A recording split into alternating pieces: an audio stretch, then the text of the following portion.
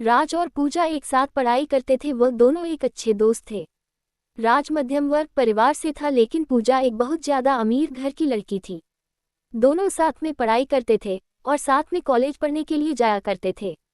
दोनों के घर एक ही गांव में थे, इसी कारण थे दोनों कॉलेज के बाहर भी खेलने के लिए जाया करते थे। ऐसे में राज और पूजा दोनों में काफी ज्यादा गहरी दोस्ती हो गई थी।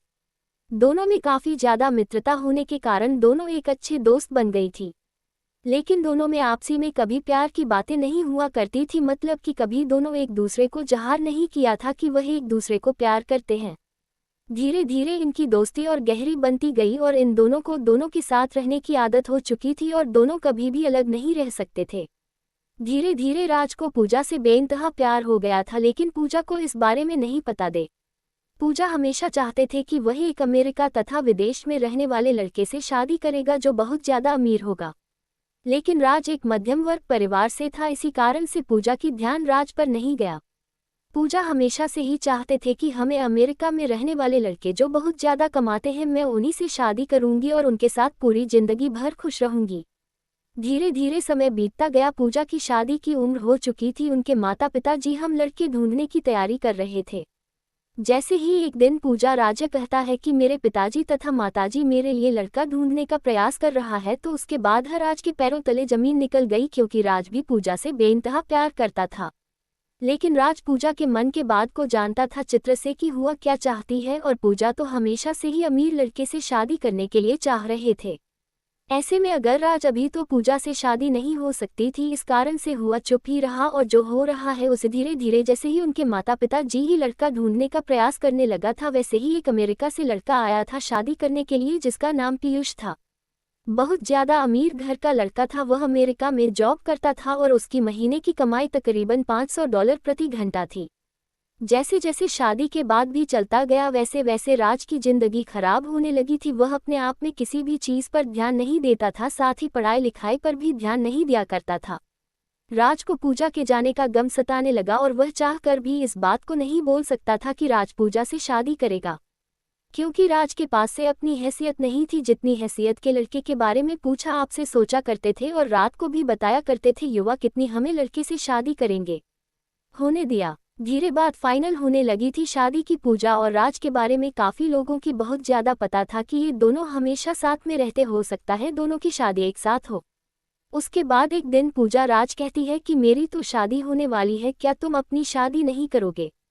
पूजा कहता है कि मेरा अभी शादी करने का मन नहीं है, पहले तुम कर लो, उसके बाद मेरा मन होगा तो मैं बाद में शादी कर लूँगा। वह दिन दूर नहीं था जब पूजा की शादी नज़दीक आ रही थी। जैसे जैसे पूजा की शादी नहीं दिखा रही थी, वैसे वैसे राज का जीना मुश्किल होने लगा था। वह अपनी लव स्टोरी इन हिंदी के बारे में किसी से कुछ नहीं कहता था और लोगों को भी ये पता नहीं, कुछ भी नहीं चल रहा था कि राज पूजा से प्यार करता है। जैसे जैसे पूजा की शादी नज़दीक आ रही थी, वैसे वैसे राज की जिंदगी में बेचाही नहीं हो बेदर्द जिंदगी शुरू होने वाली है हो रही थी। जैसा कि आप सभी लोग रुलाने वाली लव स्टोरी को बहुत ज़्यादा पसंद करते हैं, ठीक है, इस कहानी में भी है। इस कहानी में राज जब एक दिन दिखता है कि पूजा के घर में बहुत सारे आदमी आए होंगे और उसके घर में पीयूष जिससे पूजा की शादी होने वाली थी वह भी आया हुआ था।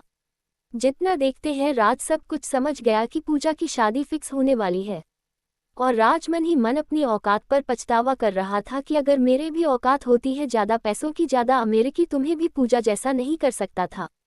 जैसे ही पूजा की शादी फिक्स हो गई थी, उस दिन रात में राज रात भर नहीं सोया था। वह रात भर अपने बिस्तर में रो रो कर अपने प्यार को याद कर रहा था।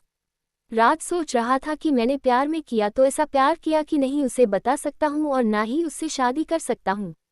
इसके बाद राज फिर सुबह उठकर है और पूजा के घर चला जाता है, क्योंकि पूजा में उसके घर आई थी राज को बुलाने के लिए। दोनों की शादी में महज कुछ ही दिन बाकी थे। पूजा अपनी शादी को लेकर बहुत ज़्यादा खुशी में थी। इधर आज अपनी जिंदगी को लेकर लेने सपने, दादा रात भर रोया करता था अपनी सैड लव स्टोरी को लेकर। दोस्तों, हमेशा से ही प्रेमी प्रेमिका के बीच में यही सब होता आया है। जब भी कोई किसी से सच्चा प्यार करता है वह उसे बहुत ही मुश्किल से मिलता है और सच्चा प्यार की कहानी बहुत जल्दी अंत हो जाती है।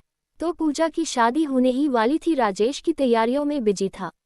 पूजा राज को अपने साथ कभी मार्केट लेकर जाती है तो कभी कपड़े खरीदने के लिए रुक अभी दर्जी के यहाँ। राज बेचारा पूजा की शादी को लेकर बहुत ज़्यादा तैयारियां कर रहा था।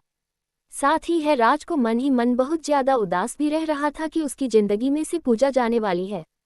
लेकिन फिर भी वह किसी से कुछ भी नहीं कह रहा था और अपना काम सही और सही समय पर कर रहा था। अब तो वह दिन भी आ गया जो पूजा की सगाई हो रही थी। फिर भी उसके एक ही दिन बाद पूजा की शादी थी। सभी मेहमान लोग आ चुके थे। राज मेहमान की खातिरदारी कर रहा था तथा अब तो बाराती भी आने वाले थे पूजा की, और वह बाराते की खातिरदारी अथवा सम्मान करने के लिए तत्पर खड़े थे। आपको बता देगी, दिल में इतनी ज्यादा दर्द होने की वजह से अपनी प्यार की कहानी किसी को बताए बिना एक बार चुपचाप सब कुछ जान कह रहा था।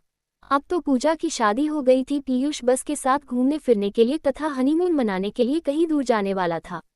राज मन ही मन उदास हो रहा था। उन्होंने पूजा को लेकर खो गई चिंता ही छोड़ देते, क्योंकि अब तो पूजा की शादी भी हो गई थी। अब तो कुछ नहीं होने वाला था।